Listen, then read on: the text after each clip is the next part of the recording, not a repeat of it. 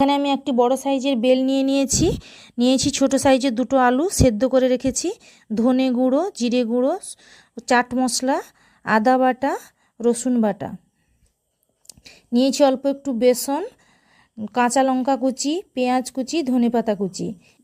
এখানে নিয়েছি bread crumbs, কাতটা বের করে নেব। এবারে এখানে আমি অল্প পরিমাণে একটু জল দেব। সব কিছু ছিপড়ে এবং বীজগুলো এখান থেকে বের করে নিয়েছি, হয়ে যাবে।